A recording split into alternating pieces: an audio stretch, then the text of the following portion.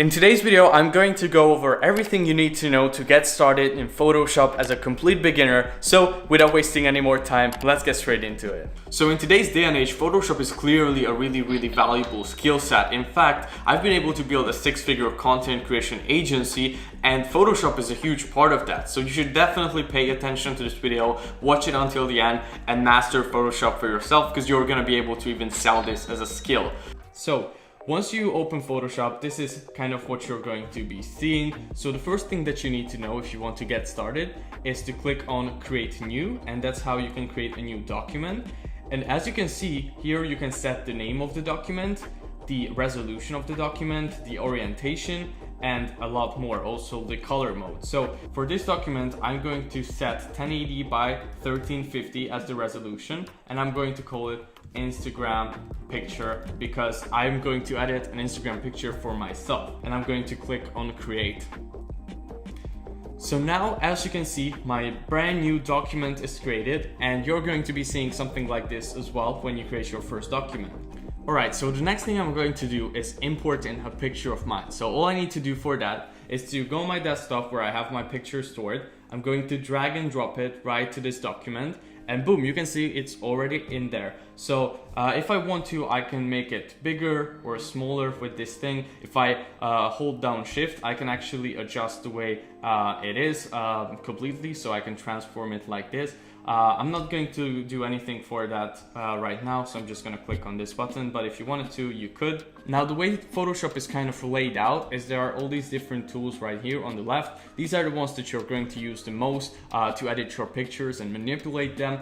And if you are looking for anything that isn't right there on this bar, you can always just go to Window and then toggle on and off any of these different tools. Basically, right here you can find the history, which is a tool where you can either go forward or backward with the progress of your image. So if you want to undo something, you can do it right there, or if you want to go back to a previous place where you were before, then you can do that as well. So that's really useful. And then here you have the color selector and all these different things that you can use.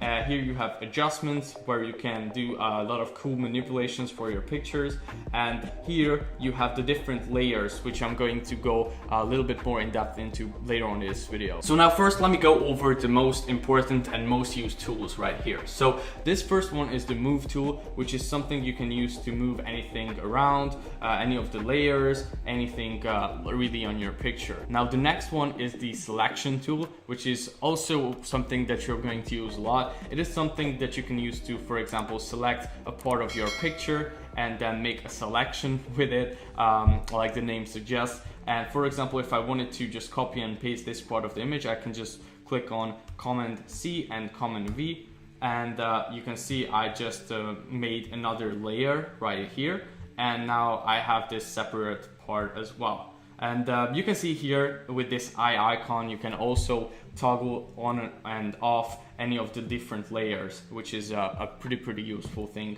Because, you know, once you have a lot of layers, you might not want to see all of them at once. You might just want to edit a certain layer, so that can be really useful as well. The next tool right here is the Lasso tool. Now, it is something that you can also use to create a selection. So you can just press down your mouse or your whatever you're using, your touchpad, and make a selection like that. Now, if you want to go out of a selection, you can always just click on this one and then click anywhere, and the selection is going to go away. The next tool is the Quick Selection tool, which is something that I personally use all the time to mask out people or mountains or trees or any different objects. For example, if I wanted to mask myself out of this image, I would first need to click on this one, which is the plus. Now, if you're on this plus brush, then you're basically adding more things into your selection. And if you go into the minus brush, then you're subtracting things from your selection. So first, I'm just going to add myself, and you can see how smart Photoshop is at detecting like different edges and all that.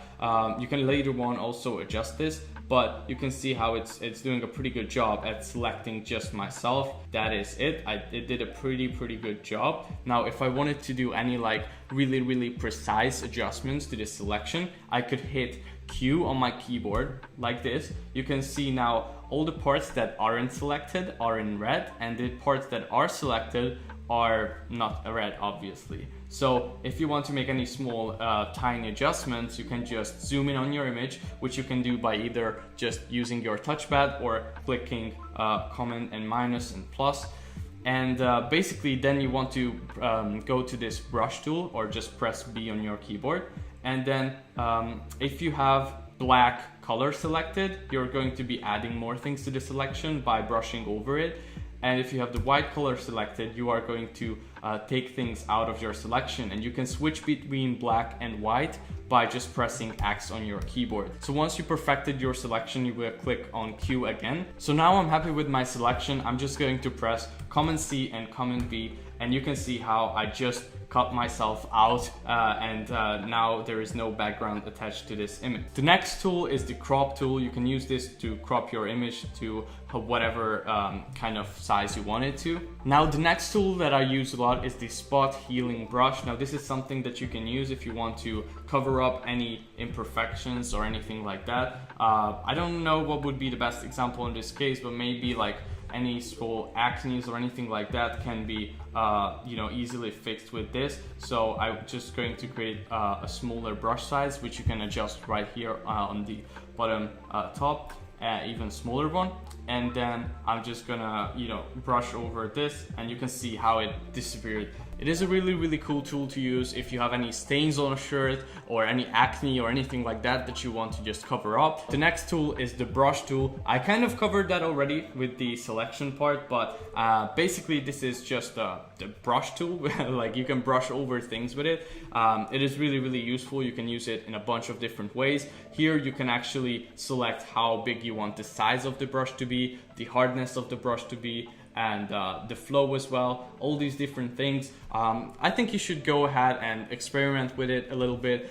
This alone is just a tool that I could spend minutes, like tens of minutes talking on, and this is not the video for that. But if you want to learn it for yourself, do some adjustments and see how it works. But you can see how I can, brush over things with it. Now, a really cool tool that you can kind of combine with this and everything else is how the opacity of the layers work. So if you go right here to the bottom right corner and you click on opacity, you can actually change the opacity of these different layers, so you can see how it changes the whole thing. Now the next tool is the clone stamp, which is also a really useful tool to use.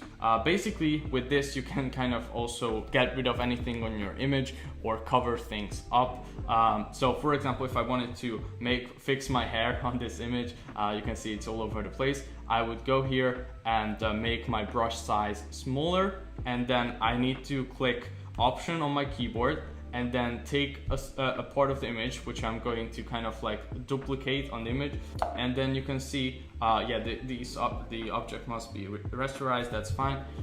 You can click OK on that, and then you can see how it kind of just takes a part of the image and lays over on the other part. And this is really fun to use as well. Like you can see, I already fixed up my hair, and I just got rid of that. Obviously you would want to do like a much better job at this and take more samples and make it more precise, but you can cover up anything with this. Now the next often used tool is the eraser tool. You can use this to erase any parts of a certain layer. So if I wanted to erase my head, for example, from this image, I'm just going to deselect the lower layer and just have this one where it's only me. And I'm just going to go ahead, select this layer that I want to erase something from, and I'm just going to erase it slowly. And you can see how I have just erased my head. Pretty cool, right? The next tool is the gradient tool. So this is something that you can use to create different gradients, obviously. So I'm going to create a new layer, which you can do by clicking on this button right here. And if I click on this part, I can make the gradient different color. So let's make this one, for example, green. And then I can just go and do this, and then you can see I just made a cool gradient. So this looks pretty modern if you ask me. I can adjust the position of these. So you can see, because I already cut myself out of the frame, I have this. I can actually make it look something like this, which would be, you know, pretty modern looking and kind of cool actually. So yeah, you can use this to create different gradients.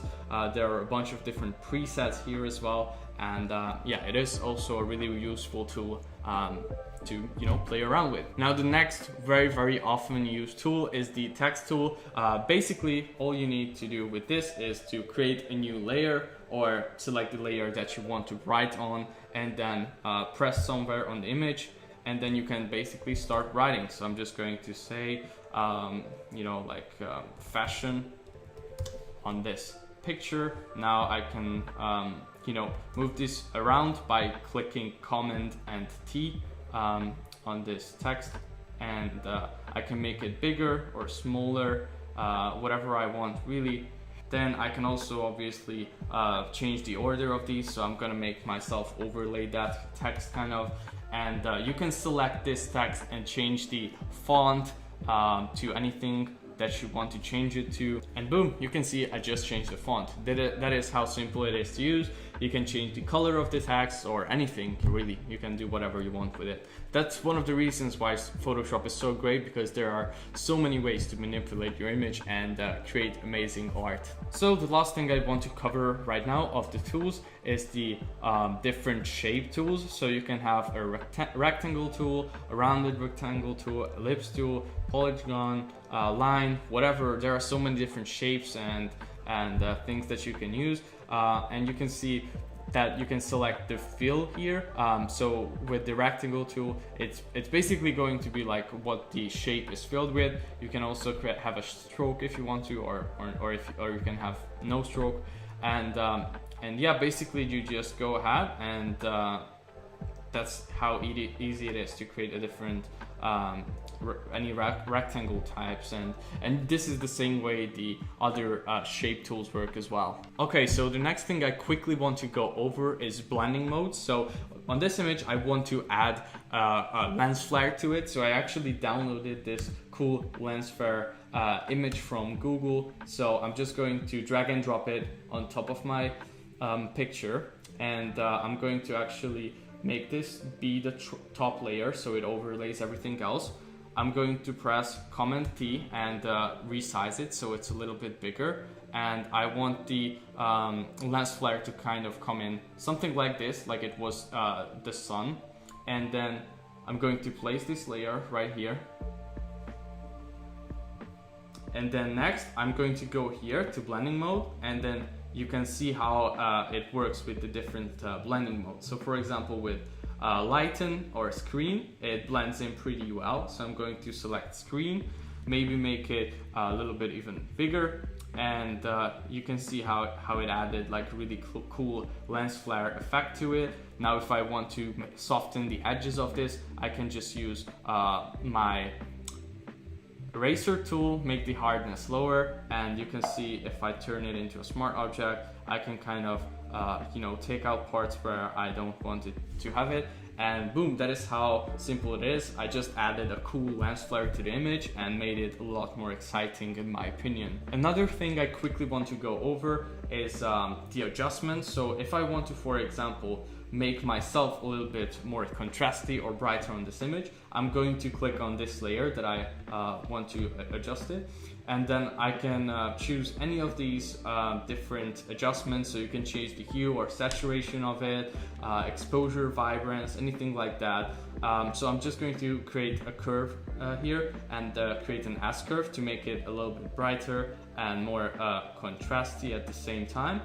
And you can see how this adjusts layers that are under it. So I can on and off it and see how it changes the contrast of the whole image. But if I only wanted to adjust one layer that is under it, I can right click on it, create clipping mask, and you can see now it only adjusts my face and my masked out self. Now I'm going to go over blending options really quickly as well. So select the layer that you want to change the blending options of, and this is a place where you can do a bunch of cool stuff with it, like you can change the stroke of it, and here you can, you know, make the stroke any size.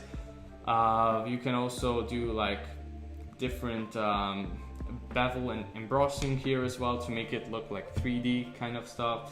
I'm not gonna go super deep into it, but I want you to, you know, play around with it and check it out for yourself. You can do like gradients, overlays here on whatever layer you're adjusting, pattern overlays, a bunch of cool stuff. And one of my favorites is the drop shadow, which you're probably going to be using a lot. And you can, you know, adjust the angle of the drop shadow, the distance of the drop shadow here, the size of it, the opacity of it. And you can see how I created this cool looking text by just adjusting a couple blending options.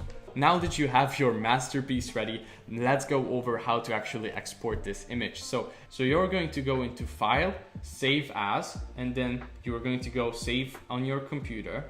And then you will select wherever you want to save it. You can name it here, and you can select the format here. So I'm going to use JPEG for this one, and then I click save. I can choose what kind of quality I want it to be. I'm going to press on the max quality and OK. And then boom, that is basically all there is to it. You can see now my image is right here and saved on my desktop. So I hope you guys enjoyed this video. If you did, make sure to drop a like below and subscribe to the channel for more content like this. And I will see you guys in the next one.